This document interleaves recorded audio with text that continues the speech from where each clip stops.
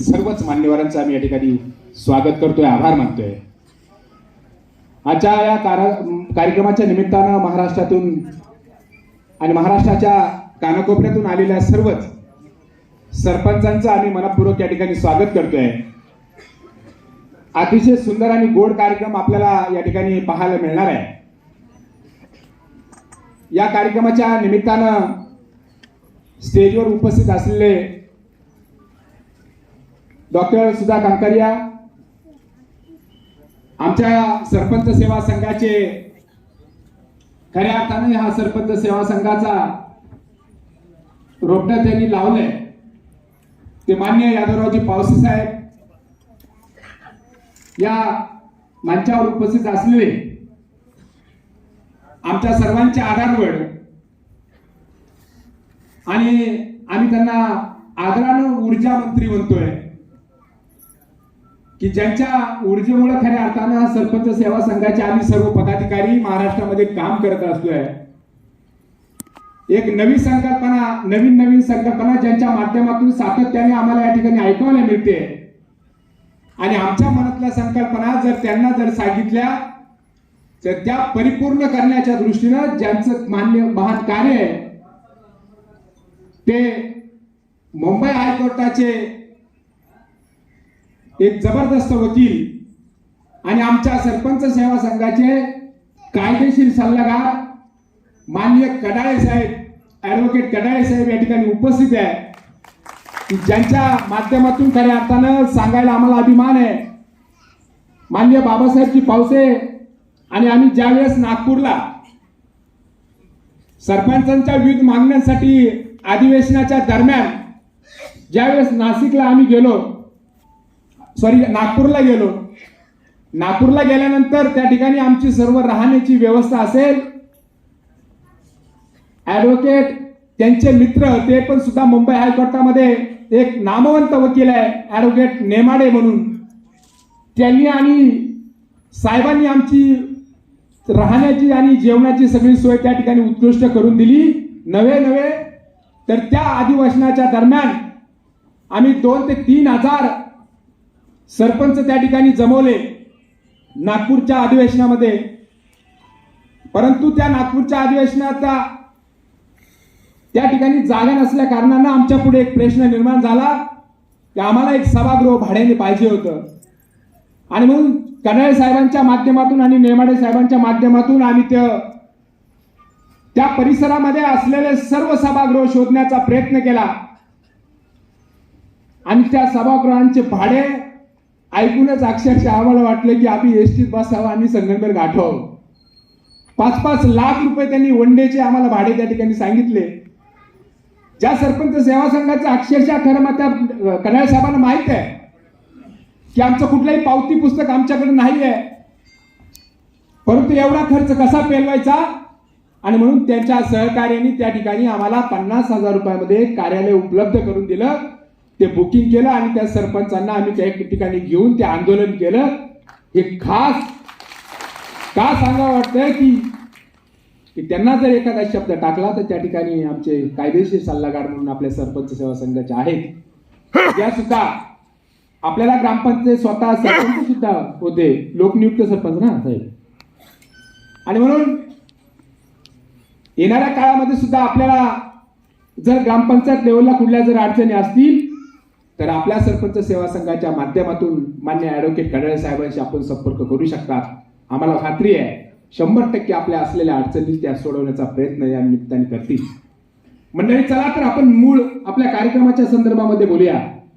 स्वराज्य सरपंच सेवा संघ महाराष्ट्र राज्य यांच्या वतीने दिला जाणारा सर्वोच्च मानाचा पुरस्कार खऱ्या अर्थानं आपल्याला महाराष्ट्रातील नामवंत व्यक्तींना आपण या ठिकाणी देणार आहोत। गावगाडा चालवणारी व्यक्ती सरपंच ज्या वेळेस निवडून येते त्या व्यक्तीला असलेला त्रास खऱ्या अर्थानं आपल्या सर्वांना परिचित आहे। नेमाडे साहेब सुद्धा त्या ठिकाणी त्या कचाट्यातून गेलेले आहे, आमच्यासारखे सुद्धा कार्यकर्ते त्या गावगाड्याच्या सरपंच पदाच्या कचाट्यातून गेलेले आहेत, सगळ्यांना माहिती आहे। आणि म्हणून एक आशेचा किरण म्हणून आपण गावगाड्यातून सरपंच या पदावर विराजमान होतो आणि ग्रामपंचायतच्या माध्यमातून आपण कामे करण्याचा प्रयत्न करतोय। वाढवायचं असलेल्या सदस्य निश्चित त्या वार्डमध्ये चांगल्या प्रकारची कामं झाली पाहिजे ही सातत्याने धडपड त्या ठिकाणी करत असतो. परंतु प्रत्येक गावामध्ये लागलेली एक कीड म्हणजे राजकारण. त्या राजकारणाने केलेला त्रस्त आणि त्यातून एक चांगल्या पद्धतीची वाट काढण्याचा प्रयत्न सरपंच हा करत असतो, ग्रामपंचायत सदस्य हा करत असतो. ते आपण भोगलंय, त्या अनुभवलंय. आणि म्हणून कुठलाही राजकीय गट तट न धरता सातत्याने गावच्या विकासात्मक धोरणाच्या दृष्टीने गावात विविध पायाभूत सुविधा यावा या धोरणात्मक गोष्टीमुळे त्या ठिकाणी त्याचं काम चालू असतं. परंतु या सर्व गोष्टीचा ज्यावेळेस आम्ही महाराष्ट्रामधून सरपंचांच्या प्रतिक्रिया घेतल्या त्यावेळेस निश्चित आमच्या लक्षामध्ये आलं की सरपंचांच्या सुद्धा काही गोष्टीच्या मागण्या या ठिकाणी आपण सरपंच सेवा संघाच्या माध्यमातून त्या पूर्ण केल्या पाहिजे. आणि म्हणून नागपूरला आम्ही अधिवेशनाच्या दरम्यान त्या ठिकाणी गेलो. पहिली आमची सरपंचांच्या विषयी मागणी होती की सरपंचांना मिळणारे जे मानधन आहे, आता जे तुटपुंचं मिळणारं मानधन आहे, या मानधनामध्ये ग्रामपंचायत मध्ये बसल्यावर महिन्याचा चहा पाण्याचा सुद्धा खर्च होत नाही. आणि म्हणून तालुक्याच्या लेवलला जात असताना, जिल्ह्याच्या लेवलला जात असताना आरक्षणावरती अनेक सरपंच आहे, अनेक कॅटेगरीतून या ठिकाणी सरपंच पदावर विराजमान झालेल्या महिला असतील, पुरुष असतील, सर्व सक्षम नाहीये. आणि म्हणून घरची परिस्थिती सुद्धा नाजूक, काही लोकांची, अनेक लोकांची घरची परिस्थिती नाजूक आहे. परंतु त्यात हे काम करत असताना त्याला दिला जाणारा पगार तो त्या ठिकाणी पुरत नाही. आणि म्हणून सरपंच सेवा संघाच्या माध्यमातून आम्ही त्या ठिकाणी मागणी केली की सरपंचांना किमान एका महिन्याचे वेतन 15,000 रुपये हे देण्यात यावं, ही आमची मागणी त्या ठिकाणी आम्ही त्या ठिकाणी धडकवली. दुसरी आमची मागणी होती की ग्रामपंचायत सदस्य किंवा सरपंच यांच्यावरती गावगुंड काही हल्ला करतात. गावगुंड हा शब्द कशासाठी वापरतोय मी, कारण तो तुम्ही पण भोगलाय. मला एक व्यक्तीने या ठिकाणी सरपंचांनी सांगावं की आम्हाला त्रास नाही, आमच्या गावात विरोधक नाही, आमच्या गावात विरोधी राजकारण नाही. फक्त एक व्यक्तीनं बोट वर करून दाखवलं, भव्य सत्कार या ठिकाणी करू. मला माहिती आहे, कारण त्या गोष्टीतून आम्ही गेलोय. आणि म्हणून सरपंचावर होणारे हल्ले असतील, ग्रामपंचायत सदस्यावर होणारे मानहानी हल्ले बोलतो मी, मारामाऱ्याने मानहानी बोलतोय मी, त्या ठिकाणी होणारा त्रास.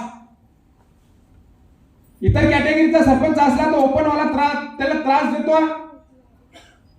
ओपनचा जर सरपंच असेल तर इतर कॅटेगरी वाला त्याला त्रास देतो. अशा पद्धतीचा त्रास आम्ही बोलतोय. आणि म्हणून त्याला संरक्षण मिळावं, त्याच्यासाठी कायदा निर्माण करावा, ही मागणी 2 नंबरची मागणी आम्ही घेऊन नागपूरला गेलो. 3 नंबरची मागणी आमची अशी होती की महाराष्ट्रामध्ये नव्हे तर संपूर्ण देशामध्ये आमदार आणि खासदार, या आमदार आणि खासदारांना वेतन किती मिळते आपल्या सगळ्यांना माहिती आहे. आणि म्हणून आमदारकीला आणि खासदारकीला पडल्यानंतर सुद्धा त्याला माझे आमदार आणि माझी खासदाराला सुद्धा पेन्शन आहे, पेन्शन. तशा पद्धतीची पेन्सल आपल्या भाषेत मराठी पेन्शन ती जी पेन्शन आहे ती पेन्शन आमच्या सरपंचांना का नको. कारण मिनी संसद हा ग्रामपंचायतला एक शब्द आहे, मिनी संसद. ती जरी संसद असली तर गाव लेवलला गावगाड्यातली आमची मिनी संसद आहे. मग सरपंच रिटायर झाल्यानंतर त्याला तुटपुंजी पेन्शन का नसावी, ही एक आमची मागणी आहे. मग आम्हाला देत नसेल तर तुम्ही त्यांना पण देऊ नका ना. ते सुद्धा 5 वर्षासाठी निवडून आलेले असतात आणि नंतर निवडणुकीला उभे राहून पडलेले असतात, तरी त्यांना ती पेन्शन लागू होते. मग सरपंचांना का नको, ही एक आमची मागणी त्या ठिकाणी खऱ्या अर्थानं आमची होती. 4थ्या नंबरची मागणी आमची होती, ज्या पद्धतीने शिक्षक मतदारसंघातून आमदार प्रतिनिधी एक असतो आणि शिक्षकांच्या विविध मागण्या घेऊन खऱ्या अर्थानं संसदेमध्ये बाजू मांडण्याचं काम करतो, त्यांच्या विविध प्रश्न सोडवण्याच्या दृष्टीनं त्या ठिकाणी ते शिक्षक मतदारसंघातून असलेला आमदार त्या ठिकाणी काम करतोय. मग आमच्या सरपंचांचा महाराष्ट्रामध्ये एक आमदार का नसावा. आमच्या एका तालुक्यामध्ये 130 गाव आहे, अशोकांना आपल्या तालुक्यामध्ये 165 गाव आहे. मग 165 गावांमध्ये 165 सरपंच आहे. आमच्या लगत असलेला संगमनेर तालुका त्या ठिकाणी असलेले 130-135च्या दरम्यान असतील. आणि ते सरपंच म्हणजे आमच्या 2 तालुक्याचे जवळपास 150 सरपंच आहे, 300 सरपंच आहे.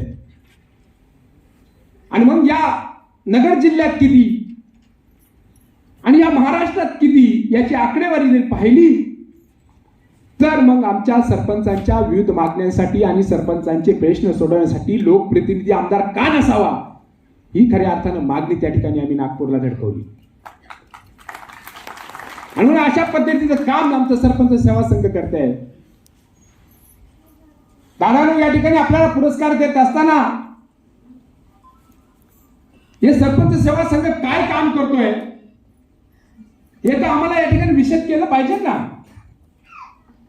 आम्ही वृक्षारोपणाचं काम या ठिकाणी करतोय. आम्ही जिल्ह्यामध्ये राज्यामध्ये असलेल्या सरपंचांच्या विविध मागण्या असतील, आम्हाला एक फोन जरी धडकला तर आमच्या सरपंच सेवा संघाचं नाव जर ऐकलं ना, कलेक्टर सीओ कुणी असू द्या, त्या ठिकाणी काम झाल्याशिवाय राहत नाही. आणि म्हणून आपल्याला ती क्षमता पाहिजे, आपण त्या ठिकाणी भिडलो पाहिजे. आज जर करून बसलो फुकट आपल्या तोंडामध्ये जांभळ पडणार नाही. त्यासाठी आपल्याला प्रयत्नवादी व्हावं लागेल, प्रयत्न करावे लागतील. त्या दृष्टीने आपण ते प्रयत्न केले पाहिजे. मी मगाशी सांगितलं, काही मान्यवर माझ्याशी बोलत होते, त्यांना सांगितलं की आपल्याला स्वतःचं स्टेटस आपण स्वतः निर्माण करायचं आहे. आणि म्हणून लोकांचं स्टेटस आपल्या मोबाईलवरती ठेवण्यापेक्षा आपलं स्टेटस ठेवी जा ना.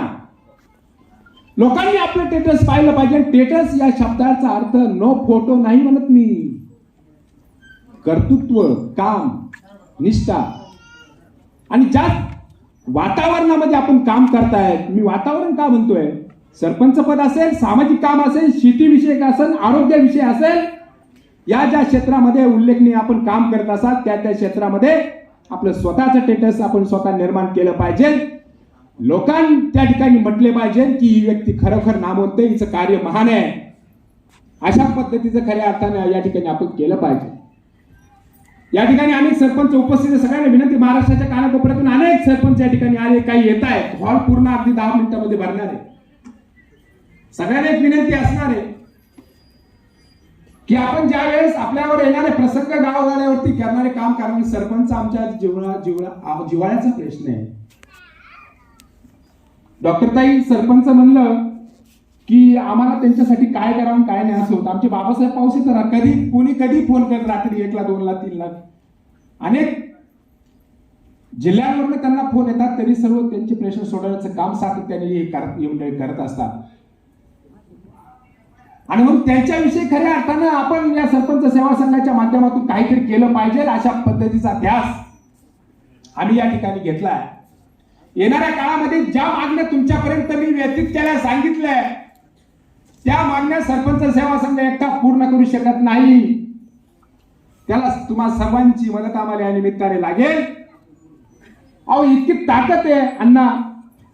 ग्रामपंचायतच्या वार्ड मधून निवडून आलेला माणूस तो 200 ते 300 मतांनी निवडून येतो. कडाळे साहेब, गावोगावी त्या पॅनलची सत्ता असते, पण आपल्यात एकमत नाही ना. जर ठरवलं तर तालुक्याचा आमदार सुद्धा तुम्ही बदलू शकता. तितकी पॉवर सरपंचांमध्ये. तुमचे 2 ग्रामपंचायत सदस्य असू द्या त्या बॉडीवरती, परंतु ते किती मतांनी आले? 400 मतांनी आले. दोघे जण 200 मतांनी आले. एका गावात 200 मतं पाडू शकता का नाही तुम्ही त्या आमदाराला? काही गावात तर पूर्ण पॅनल सगळे जर एकत्रित आले म्हणजे उद्या लगेच सुरुवात करा असं काय म्हणत नाही मी. परंतु या गोष्टी जर खऱ्या आपल्याला पूर्ण करायच्या असतील, सरपंचांचा एक आमदार आपल्याला पाहायचा असेल, समजा सरपंचांना मिळणारा मानधन याच्यात वाढ करायची जर असेल, सरपंचांना वर होणारे हल्ले हे जर थांबवायचे असेल, तर याच्यासाठी संघटित झालं पाहिजे. ही खरी काळाची गरज आहे. एकटी सरपंच सेवा संघ त्याला काही करू शकत नाही. तुमची साथ हवी आहे. आणि म्हणून या येणाऱ्या काळामध्ये हे काम आपल्याला या निमित्ताने करायचं आहे. मेन मुद्दा राहिला आपला आता पुरस्कार वितरण. पुरस्कार सरपंचाला तर साहेब तर कोणीच म्हणत नाही. गावात गेलो, तुमच्या गावामध्ये एंट्री केल्यानंतर माननीय विठ्ठलराव वाडगे यांना विनंती, कृपया आपण स्टेजवरती यायचे. विठ्ठलराव वाडगे, तुमच्या गावामध्ये ज्या वेळेस आपल्या घरातून आपण गावामध्ये निघतो आणि निघाल्यानंतर ग्रामपंचायतच्या दिशेने ज्या वेळेस आपण जातो ना, त्या एंट्रीच्या दरम्यान आतापर्यंत कोण तुम्हाला साहेब म्हणलं त्यांनी हात वर करा. आमच्या गावचे सरपंच साहेब आले, नमस्कार नमस्कार साहेब, चला ग्रामपंचायत. एकाने हात वर करा ना सरपंचांना, कोण म्हटलं हो असं गावात आहे का? साहेब तर सोडा हो, पण त्याचं आगमन झाल्यानंतर प्रश्नांचा भडीमार त्या ठिकाणी केला जातोय. खरोखर कडाळे साहेब, डॉक्टर ताई शोकांतिका आहे. भास्करराव पेरे कायम त्यांच्या भाषणात म्हणतात की आपण त्या व्यक्तीला जर प्रोत्साहित केलं, सरपंच साहेबांना किंवा ग्रामसेवक असेल त्यांना जर प्रोत्साहित केलं ना की आपल्याला हे काम करायचंय, काहीतरी विजन त्या सरपंचांपुढे तुम्ही मांडा ना. गावची कुटाळखोर विजन नाही मांडती, त्याचा 7-12 उचकीत वाजते आणि त्या सरपंचाला अडचणीत आणण्याचा प्रयत्न करते, ही मंडळी तयार आहे. आणि म्हणून याच्या विरोधात खऱ्या अर्थानं मी मगाशी त्या भाऊंना सांगितलं की तुम्ही ज्यावेळेस पुढे चालताय ना, अजिबात मागे डोकून बघू नका. तुम्हाला कोण बोलतोय, काय बोलतोय, कसा बोलतोय, कशा पद्धतीने बोलतोय हे मात्र बघू नका आणि आपलं काम सातत्याने चालू ठेवा. ही खरी सरपंच सेवा संघाच्या माध्यमातून आपल्याला सगळ्यांना विनंती आहे. येणाऱ्या काळामध्ये भव्य आंदोलन आम्ही या निमित्ताने करणार आहे. मुंबईला मंत्रालयामध्ये आम्हाला हजारो सरपंच घेऊन जायचंय. आम्ही तुम्हाला आजच आमंत्रित करतोय, आम्ही तारीख वेळ निश्चित करतोय. त्या उपोषणादरम्यान बाबासाहेब पावसे, मी असेल आणि आमचे कायदेशीर सल्लागार ऍडव्होकेट कडाळे साहेब, आम्ही त्या ठिकाणी आमरण उपोषणाला बसतोय केवळ तुमच्या मागण्यांसाठी. येणाऱ्या काळामध्ये ते काम आपल्याला करायचंय, मुंबईला जायचंय त्या ठिकाणी आणि मंत्रालयासमोर त्या ठिकाणी आंदोलन करायचे. जोपर्यंत आमच्या मागण्या पूर्ण होत नाही तोपर्यंत त्या ठिकाणी आम्हाला आमरण उपोषण हत्यार उपसायचं आहे. खरं जर पाहिलं ना, आमरण उपोषण हे हत्यार नाहीच आहे, परंतु आपल्याला ते पूर्ण करून दाखवायचं आहे. आज पाहिलं असेल, आमरण उपोषणाला किती दिवस जरी बसले तरी कुठलंही सरकार काळजी घेत नाही. मला वैयक्तिक कोणाविषयी बोलायचं नाही, मी मराठा जरी असलो तरी बोलणार नाही, परंतु आमरण उपोषण हे हत्यार नाहीये. त्याच्यासाठी सगळ्यात मोठं हत्यार म्हणजे तुमच्याकडे असलेली सत्ता. गावामध्ये या माध्यमातून तुम्ही त्या गोष्टी सिद्ध करू शकता. उपोषणाने काही गोष्टी होत नाही, त्या आम्ही करून पाहिल्या अनेक वेळा. अनेक उपोषण आमच्या अण्णा इथे बसले, शेतकरी संघटनेचं काम करता येते, उभी हयात खऱ्या अर्थाने व्यक्तीने अकोले तालुक्यामध्ये शेतकऱ्यांचे विविध प्रश्न सोडवण्याच्या दृष्टीने त्या ठिकाणी ते कार्य करतायत. अनेक आंदोलन आम्ही बारीक बारीक होतो, अण्णांच्या आंदोलन पाहायचो, त्यांनाच मोजता येणार नाही किती आंदोलन केले. परंतु एक आवाजाच्या माध्यमातून आपला आवाज जनतेपर्यंत जर पोहोचवण्याच्या दृष्टीने आपण काम केलं तर या सर्व गोष्टी आपल्या सुटल्याशिवाय राहणार नाही. आणि म्हणून ते काम आपल्याला या निमित्ताने आता करायचं आहे. आपण येणाऱ्या काळामध्ये ह्या गोष्टीचा विचार करून, आज मी पदावर आहे, मी एका ग्रामपंचायतचा सदस्य आहे, मी उद्या नसणार आहे, परंतु आमची ही संघटना म्हणून आम्ही त्यामध्ये असणार आहे. उद्या मी सरपंच किंवा सदस्य नसेल, पण येणाऱ्या काळामध्ये त्या भविष्यामध्ये जे गाववाड्यावरती सरपंच होईल त्यांच्यासाठी आपल्याला काम करावं लागेल. आणि म्हणून ही संघटना सुद्धा त्यावेळेला पूर्ण क्षमतेने ताकदीने त्या ठिकाणी काम करेल. आमचे अनेक मान्यवर या ठिकाणी, आमचे भाऊसाहेब सातपुते म्हणून माजी सरपंच गुलेवाडी संगमनेरचे उपस्थित आहे, आदर्शवत उपसरपंच, अहोरात्र काम करणारी ही मंडळी या ठिकाणी संगमनेरच्या त्या गुलेवाडी म्हणजे अक्षरशः संगमनेर तालुक्यामध्ये सगळ्यात मोठं गाव आणि त्या ठिकाणी घरपट्टी पाणीपट्टी सगळ्यात तालुक्यात सगळ्यात जास्त त्या ठिकाणी जमते. अशा ठिकाणी सुद्धा जर काम करायचं असेल, आमचा भाऊसाहेब नाना माझी काय फार मोठी श्रीमंती नाहीये त्या माणसाकडे, गरीब माणूस आहे, परंतु सातत्याने अहोरात्रच गोरगरिबांचे प्रश्न सोडवण्याच्या दृष्टीनं कधी जर फोन आला, सर्वसामान्य कार्यकर्त्याचा फोन आला तर धावून जाणारी व्यक्ती खऱ्या अर्थाने ती. किती जणांची नावं घेऊ, तुम्ही सर्वजण या ठिकाणी बसलात ना, तितक्या तोलामोलाचे तुम्ही आहेत. आमच्या नाना जरी असले ना तेवढे तितक्याच तोलामोलाचे तुम्ही आहात, तितक्या तोलामोलाचे स्टेजवरचे मान्यवर आहेत. आणि म्हणून या कर्तृत्वाचा मान खऱ्या अर्थाने आपल्याला मिळाला पाहिजे. कोरोनाच्या काळामध्ये अनेक मंडळी या ठिकाणी, त्या मंडळींनी अहोरात्र काम करून आपल्या गावच्या दृष्टीनं त्या ठिकाणी कुणी फवारणीचं काम असेल, कुणी त्या ठिकाणी किराणा बाजार असेल, त्या ठिकाणी देण्याचं पुण्याचं काम त्यांनी त्या निमित्ताने केलंय. या महाराष्ट्रामध्ये असलेल्या कोरोनाच्या काळाच्या नंतर मी 4 वर्ष ग्रामपंचायत आता निवडून आलेलो आहे. आमच्या 1-1.5 वर्ष सॉरी 3 वर्ष 2 वर्ष राहिले. पूर्वी लग्न पत्रिका असायची, ग्रामपंचायत सदस्य अमुक अमुक नाव पत्रिकेत, पुढे सदस्य 3 वर्ष. कोरोना गेला, पत्रिका गेली, नाव गेलं पत्रिकेतून, कोणाचं नाव सुद्धा नाही. आपण नावासाठी आपापलं नाहीये, परंतु आपलं कार्य सातत्याने चांगल्या पद्धतीनं गावगाड्यावर केलं पाहिजे. ज्या ज्या क्षेत्रामध्ये, कृषीमध्ये असू द्या, व्यापारामध्ये असू द्या, आरोग्यविषयक असू द्या, किंवा सरपंचाच्या माध्यमातून आपलं कार्य त्या ठिकाणी चांगल्या पद्धतीनं निर्माण केलं पाहिजे. ही आपल्याला खऱ्या अर्थाने मी कळकळीची विनंती या निमित्ताने करणार आहे. आता राहिला प्रश्न पुरस्काराचा. मी शेवटचा मुद्दा बोलणार आहे, आपण कार्यक्रम सुरू करणार आहोत. राहिला मुद्दा पुरस्काराचा.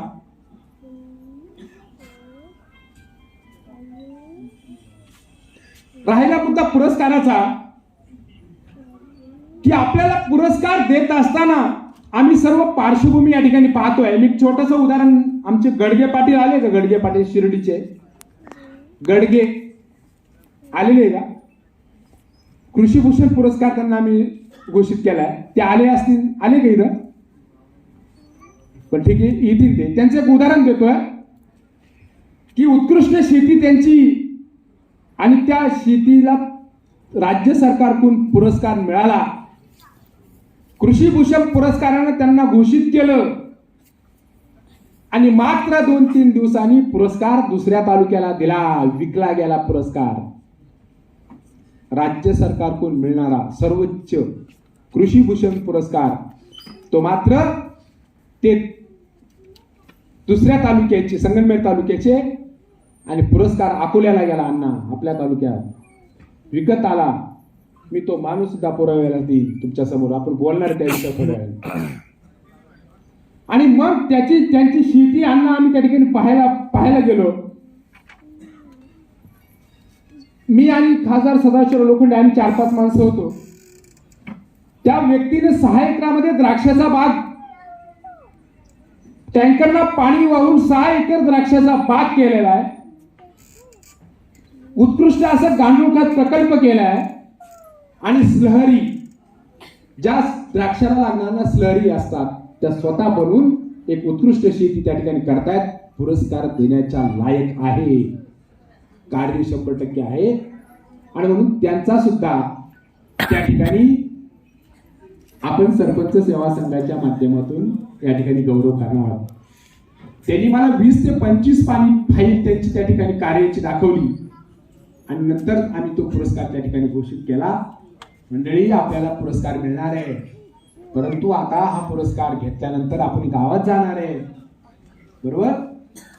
गावात जाणार, गावात तुमचा एखादा फ्लेक्स तुम्ही लावणार तुमचे समर्थक म्हणून, आणि 4-5 कुटाळ कोड त्या पुढे येणार, याला कोणी दिला पुरस्कार असा आम्हाला फोन येणार. आलेले आहेत, खोटं बोलत नाही. मला फोन आले, 20 फोन आले असतील. आम्ही एकदा पुरस्कार दिले इथं. काय म्हणून त्यांना पुरस्कार दिला, का म्हणून पुरस्कार तुम्ही त्या ठिकाणी देताय? तुम्ही त्यांच्यात काय पाहिलं? बाबा, आम्ही त्यांच्यात पाहिलं ना, त्यांचं कार्य पाहिलं. आम्ही लोकांनी आम्हाला त्यांचं कार्य सांगितलं. कार्य टाचणीच्या पुढच्या टोकावरती जेवढं असतं जागा, तेवढं जरी केलं ना कार्य चांगलं तरी तो त्या लायक असतो, असं सरपंच सेवा संघ समजतो. एवढं केलं मग त्याला पुरस्कार दिला असं नाही. अण्णा, दुसरी गोष्ट सांगू का? मी प्रखर वक्ताय. राष्ट्रपती पुरस्कार विजेते कार्यक्रमाला येत आहे का? येतो ना? 15,000 देता का? फोन आले अण्णा, राष्ट्रपती पुरस्कार विजेत्यांनी धंदा मांडलाय. आता कार्यक्रमाला बोला तुमच्या गावात, मी तुम्हाला यादी देतो कोणाला पुरस्कार भेटले. आहे यादी आमच्या महाराष्ट्रात ज्यांना राष्ट्रपती पुरस्कार, त्यांना कार्यक्रमाला बोला तुमच्या गावात. आमच्या ग्रामपंचायत अमुक कार्यक्रम येता का? येतो ना. प्रवास खर्च, गाडी खर्च 15,000 रुपये पहिले टाका, मग आम्ही कार्यक्रमाला येतो. आता 25 झाले. साहेबांनी आकडा आणला. अहो, आम्ही त्यांना इथं बोलवलं होतं ना. इथं कार्यक्रमाला साहेब तुम्ही कार्यक्रमाला या, पहिला फोन अकाउंट नंबर उस पे फोन पे पैसा डालो बाद में कार्यक्रम, याच्यासाठी पुरस्कार दिला तुम्हाला राष्ट्रपती पुरस्कार. लाज वाटली पाहिजे त्या पुरस्काराचा अपमान त्या ठिकाणी ताई करतायत ती मंडळी. कधी कधी खेद वाटतो, अरे आमची सरपंच सेवा संघटना छोटी आहे. या सरपंच सेवा संघाच्या माध्यमातून येणाऱ्या मान्यवरांना, येणाऱ्या सरपंचांना या ठिकाणी तुमचं मार्गदर्शन हवं आहे. म्हणून तुम्हाला आम्ही कार्यक्रमाचं निमंत्रण देतोय. पण ज्यांना पुरस्कार मिळाला त्यांची जर अशी प्रतिक्रिया येत असेल तर ते आणण्याच्या लायकीचे सुद्धा नाही आणि त्यांचा ऐकावं तुम्ही त्या लायकीचे सुद्धा ते नाहीये. आणि म्हणून काही गोष्टीची चीड निर्माण होती म्हणून या गोष्टी आम्ही खऱ्या अर्थाने बोलतोय, कारण आम्ही कार्यक्रमाच्या संदर्भात इथं अनुभवले आणि काय मागितलं त्यांच्याकडे फक्त तुम्ही या, आल्यानंतर तुमचा आम्ही सत्कार पण करू, तुम्हाला 2 शब्द या ठिकाणी बोलायची संधी सुद्धा देऊ. परंतु ते येण्याच्या पलीकडे असतात. डॉक्टर ताई मला माहिती आहे ज्या वेळेस आम्ही तुम्हाला फोन केला, ज्याला नाही त्याला कोणी डॉक्टर ताई या आमच्या कार्यक्रमाला येतातच. कार्य खूप मान आहे ताईंचं. असं पुन्हा एकदा उपस्थित सर्वांचे आम्ही मनापासून स्वागत करतो. बोलण्यासारखं खूप आहे, प्रश्न अनेक आहे. एक कळकळीची विनंती करेन, ज्यावेळेस आपला पुरस्कार घेऊन आपण आपल्या गावात जाल त्यावेळेस गेल्यानंतर आपल्यावर फार मोठी जबाबदारी आता पडणार आहे. पडणार म्हणजे कशी की समाज कार्याची असेल, त्या परिपूर्ण त्या जबाबदाऱ्या पार पाडा. विरोधकांना आपलंच करा. गावातील विविध प्रश्न सोडवण्याच्या संदर्भामध्ये विरोधक जरी असले, तालुक्याचा आमदार विरोध जरी असला, खासदार विरोध जरी असला, परंतु गावाच्या काही विविध प्रश्नांच्या संदर्भामध्ये राजकारण बाजूला ठेवून आपण त्या ठिकाणी निश्चितच त्यांच्याकडे जा. विकास कामे आपल्याला निश्चित मिळाल्याशिवाय राहणार नाही. हे सुद्धा कार्य करा, कारण आपल्याला गावासाठी करायचं आहे. म्हणून ही कळकळीच्या विनंती आपल्याला या निमित्ताने करणार आहे. दुसरी गोष्ट, जो कार्यक्रम आपण या ठिकाणी घेतलाय त्या कार्यक्रमाची पार्श्वभूमी मी आपल्या समोर आता सांगणार आहे आणि 2च मिनिटात वितरणाला आपण सुरुवात करणार आहोत. कार्यक्रमाची रूपरेषा, कार्यक्रमाची माहिती आणि इथला प्रोटोकॉल मी आपल्या सगळ्यांना सांगणार आहे. तो प्रोटोकॉल कृपया तुम्ही मोडण्याचा प्रयत्न करू नका, कारण जो पुरस्कार आपल्याला मिळाला त्या पुरस्काराचा अपमान तुम्ही करणार आहात असं मी समजतो.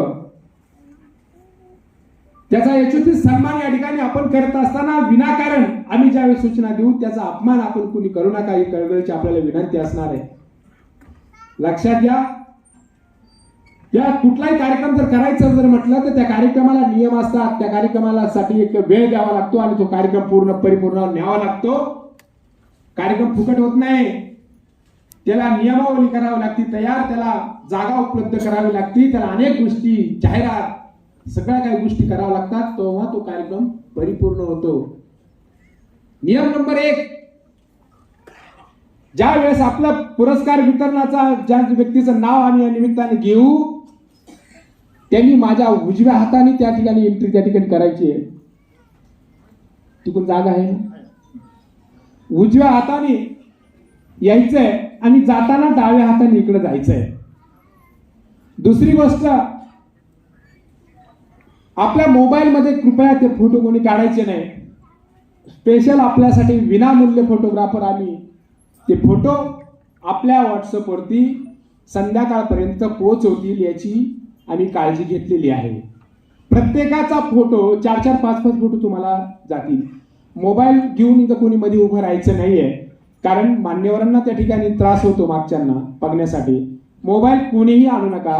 तुमचे फोटो तुमच्या व्हॉट्सअपला संध्याकाळपर्यंत पोहोचवतील याची आम्ही काळजी घेऊ.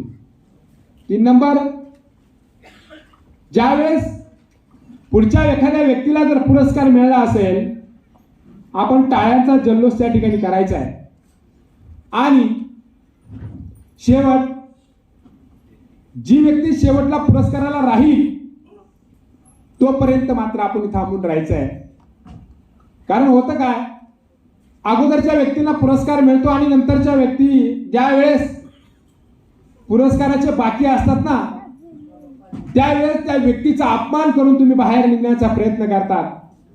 कारण ज्यांनी तुम्हाला टाळ्या वाजवल्या पुरस्कार मिळाल्यानंतर त्यांना टाळ्याचा वर्षाव करण्यासाठी तुम्ही मात्र काढता पाय घेता. हा आम्हाला मागच्या कार्यक्रमाला या ठिकाणी अनुभव आला म्हणून सांगतोय. कृपया असं कुणी करू नका. ज्यावेळेस त्यांना पुरस्कार मिळेल त्यावेळेस त्यांना आपण टाळ्या वाजवा. आपल्याला पुरस्कार ज्यावेळेस मिळतील त्यावेळेस ते टाळ्या वाजवतील. ही नियमावली आपण लक्षात घ्यावी. आणि मुख्य कार्यक्रमाला आपण या ठिकाणी लगेचच कराड साहेब सुरू करतोय. ओके, मान्यवरांना विनंती आहे.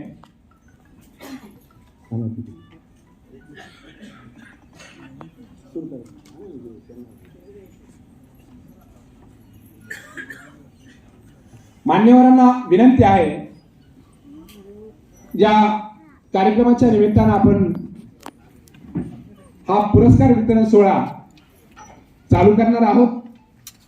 10 ते 12 पुरस्कार झाल्यानंतर मान्यवरांचं एका मान्यवरांचं